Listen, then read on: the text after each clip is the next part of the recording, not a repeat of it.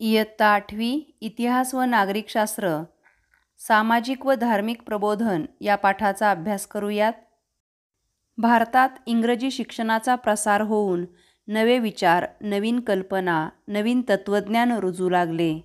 पाश्चात्यांचे विचार, संस्कृती, मूल्ये यांची ओळख झाल्यामुळे भारतीय समाजाचे मागासलेपण, त्यांच्या अंधश्रद्धा, रूढिप्रियता, जातीभेद, उच्चनीचतेच्या भ्रामक कल्पना, चौकस व चिकित्सक वृत्तीचा अभाव यात आहे याची जाणीव सुशिक्षित समाजाला होऊ लागली.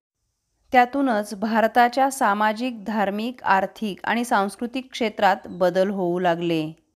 पाश्चात्य शिक्षण घेतलेल्या सुशिक्षित वर्गाला भारतीय समाजातील दोष आणि अनिष्ट रूढी, परंपरांची तीव्रतेने जाणीव होऊ लागली. समाजातील अंधश्रद्धा, रूढिप्रियता नष्ट करून मानवता, स्वातंत्र्य, समता, बंधुता या तत्वांवर आधारित नवसमाजाची उभारणी व्हावी असे त्या सुशिक्षितांना वाटू लागले. समाजातील ही वैगुण्ये आणि प्रश्न दूर करण्यासाठी हे सुशिक्षित विचारवंत आपल्या लेखणीद्वारे जनजागृती करू लागले.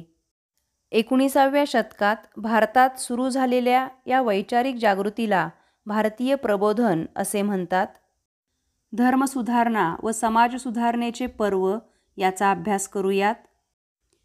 राजा राममोहन रॉय यांनी इसवी सन 1828 मध्ये बंगाल प्रांतात ब्राह्मो समाजाची स्थापना केली.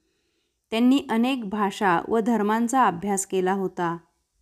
यातूनच अद्वैतवादी विचारसरणी विकसित केली. एकेश्वरवाद, उच्च-नीच असा भेदभाव न पाळणे, कर्मकांडास विरोध व प्रार्थनेचा मार्ग अनुसरणे ही तत्त्वे ब्राह्मो समाजाची होती. सतीप्रथा, बालविवाह, पडदा पद्धती यांना त्यांनी विरोध केला. विधवा विवाह, स्त्रियांचे शिक्षण यांचे समर्थन केले. कोलकाता येथे हिंदू कॉलेजची स्थापना केली.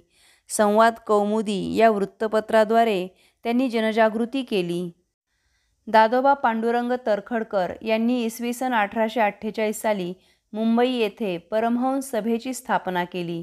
पुढे परमहंस सभा विसर्जित झाल्यानंतर तिच्याच काही सभासदांनी प्रार्थना समाज स्थापन केला. डॉक्टर आत्माराम पांडुरंग हे प्रार्थना समाजाचे पहिले अध्यक्ष होते. प्रार्थना समाजाने मूर्तिपूजेला विरोध केला. एकेश्वरवाद व कर्मकांडांनाही विरोध केला. उपासना व प्रार्थनेवर भर दिला. अनाथालये, स्त्री शिक्षण संस्था, कामगारांसाठी रात्रशाळा, दलितांसाठी संस्था सुरू केल्या. न्यायमूर्ती महादेव गोविंद रानडे, डॉक्टर रा. गो. भांडारकर, महर्षी विठ्ठलरामजी शिंदे हे प्रार्थना समाजाचे सभासद होते. डिप्रेस्ड क्लासेस मिशन विषयी माहिती घेऊयात. 18 ऑक्टोबर 1906 मध्ये महर्षी विठ्ठलरामजी शिंदे यांनी डिप्रेस्ड क्लासेस मिशनची स्थापना केली. अस्पृश्योद्धार करणे हे मुख्य उद्दिष्ट होते. सामाजिक समस्या सोडवण्याचाही प्रयत्न त्यांनी केला. 1870 मध्ये सिंग सभेची स्थापना झाली. शीखांमधील धर्मसुधारणेसाठी त्याची स्थापना केली. शीख समाजात शिक्षणाचा प्रसार आणि आधुनिकीकरण घडवून आणले. हेच कार्य पुढे अकाली चळवळीने चालू ठेवले. इसवी सन 1873 मध्ये महात्मा ज्योतिराव फुले यांनी सत्यशोधक समाजाची स्थापना केली. सत्यशोधक समाजाने समतेच्या तत्वावर आधारित समाज निर्मितीचे कार्य केले. स्पृश्यास्पृश्यतेला विरोध केला. बहुजन समाजाच्या शिक्षणाचा पुरस्कार केला. स्त्री शिक्षणाचा पुरस्कार केला. स्त्री पुरुष व माणसामाणसामध्ये भेद करणाऱ्या चालीरीतींवर कठोर टीका केली. ब्राह्मणांचे कसब, गुलामगिरी, शेतकऱ्यांचा आसूड, सार्वजनिक सत्यधर्म या ग्रंथाद्वारे समाज प्रबोधनाचा प्रयत्नही महात्मा फुले यांनी केला. इसवी सन 1875 मध्ये स्वामी दयानंद सरस्वती यांनी आर्य समाजाची स्थापना केली. सत्यार्थ प्रकाश हा वेदांवर भाष्य करणारा स्वामी दयानंद सरस्वती यांनी ग्रंथ लिहिला. प्राचीन वैदिक धर्म हाच खरा धर्म ही त्यांची विचारसरणी होती. वैदिक काळात जातीभेद नव्हते, स्त्री-पुरुष समानता होती, म्हणून वेदांकडे परत चला हे संस्थेचे ब्रीदवाक्य होते. आर्य समाजाने भारतभर शाखा उघडल्या. ठिकठिकाणी शिक्षण संस्था स्थापन केल्या. इसवी सन 1897 मध्ये स्वामी विवेकानंद यांनी रामकृष्ण मिशनची स्थापना केली. दुष्काळग्रस्तांना मदत, रोगी दीनदुबळे यांना औषधोपचार, स्त्री शिक्षण इत्यादी लोकोपयोगी कामे विवेकानंदांनी केली. 1893 साली अमेरिकेतील शिकागो येथे भरलेल्या विश्वधर्म परिषदेत हिंदू धर्माचे प्रतिनिधित्व त्यांनी केले. उठा, जागे व्हा व ध्येय प्राप्त होईपर्यंत थांबू नका, हा भारतीय तरुणांना त्यांनी संदेश दिला. आध्यात्मिक उन्नतीचे कार्यही केले. ब्रिटिश सत्तेच्या काळात 19व्या शतकात भारतीय स्त्रियांची स्थिती अतिशय दयनीय होती. स्त्रियांना शिक्षणाचा अधिकार नव्हता. स्त्रियांना समानतेने वागवले जात नव्हते. अनेक अन्यायी व क्रूर परंपरांचे ओझे स्त्रियांवर होते. बालविवाह, जरठकुमारी विवाह, हुंडा पद्धती, केशवपन, विधवा विवाहास बंदी, सती प्रथा अशा अनेक वाईट प्रथा त्यावेळी समाजात होत्या. स्त्रियांच्या उन्नतीसाठी समाजसुधारकांनी केलेले प्रयत्न पाहूयात. राजाराम मोहन रॉय यांनी सतीबंदीचा कायदा करण्यासाठी मोठे आंदोलन उभे केले. त्यामुळे 1829 साली लॉर्ड विल्यम बेंटिक याने सतीबंदीचा कायदा केला. गोपाळ हरी देशमुख उर्फ लोकहितवादी. लोकहितवादींनी प्रभाकर या वृत्तपत्रातून विविध प्रश्नांवर 104 पत्रे लिहिली. यांनाच शतपत्रे असे म्हणतात. या शतपत्रातील अनेक पत्रातून त्यांनी स्त्री-पुरुष समतेचा पुरस्कार केला. स्त्रीविषयक दुष्ट रूढींवर कठोर टीका केली. महात्मा फुले यांनी 1848 साली पुण्यातील भिडेवाड्यात पहिली मुलींची शाळा सुरू केली. बालहत्या प्रतिबंधक गृह स्थापन केले. केशवपनाची पद्धत बंद व्हावी म्हणून नाभिकांचा संप केला. सावित्रीबाई फुले यांनी कर्मठ समाजाची टीका सहन करीत शाळेत मुलींना शिकविण्याचे कार्य केले.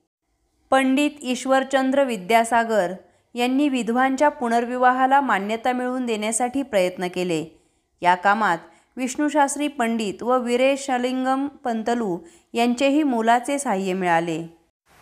गोपाळ गणेश आगरकर यांनी बालविवाह, संमती वयाचा कायदा यांवर आपल्या सुधारक वृत्तपत्रातून परखड टीका केली.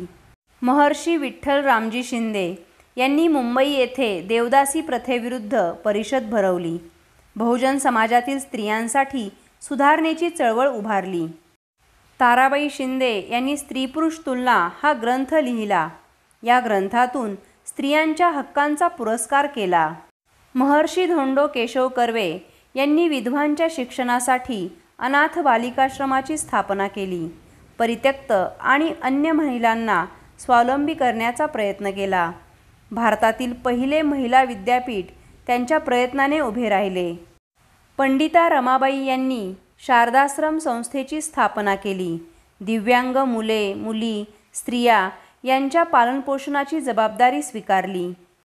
रमाबाई रानडे यांनी सेवासदन संस्था स्थापन करून त्याद्वारे स्त्रियांसाठी परिचारिका अभ्यासक्रम सुरू केला. स्त्रियांच्या मतदानाच्या अधिकाराची मागणी सरकारकडे केली. डॉक्टर बाबासाहेब आंबेडकर यांनी स्त्रियांवरील अन्यायाला लेखनातून वाचा फोडली. महात्मा गांधी यांनी स्त्री शिक्षणाचा पुरस्कार केला.